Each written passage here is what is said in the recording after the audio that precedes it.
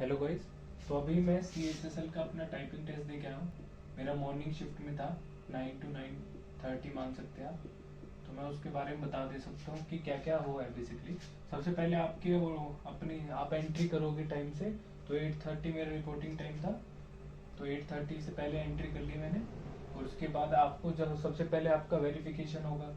Verification होने के बाद जैसे ही आप बैठ जाते हैं, CC कॉपी आपको फिल करनी पड़ेगी।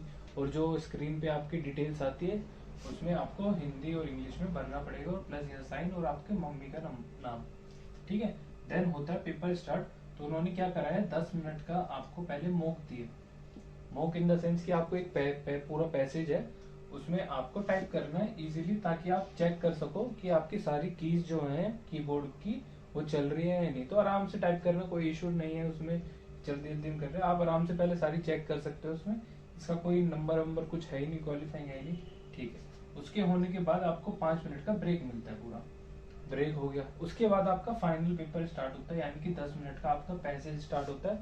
और रही बात पैसेज की, पैसेज में कोई भी स्पेशल कैरेक्टर नहीं है। नंबर्स थे, जैसे मेरे में एक तो 100 था और एक 150 1500 था, बस ये नंबर थे। कोई स्पेशल कैरेक्टर नहीं था। एंड जो ये एंड होता है, स्लैश कुछ भी नहीं था, कोमा था, इवन ये भी नहीं था मेरे में।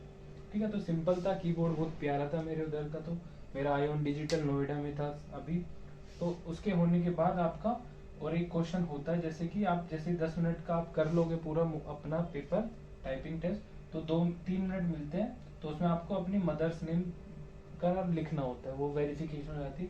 प्लस आपको अभी एग्जिट नहीं करना, उसके बाद एक और लास्ट वेरिफिकेशन होगी जो आपकी स्टार्टिंग में हुई थी, यानी कि आपका लेफ्ट हैंड थंब होगा, प्लस आपकी पिक्चर क्लिक होगी।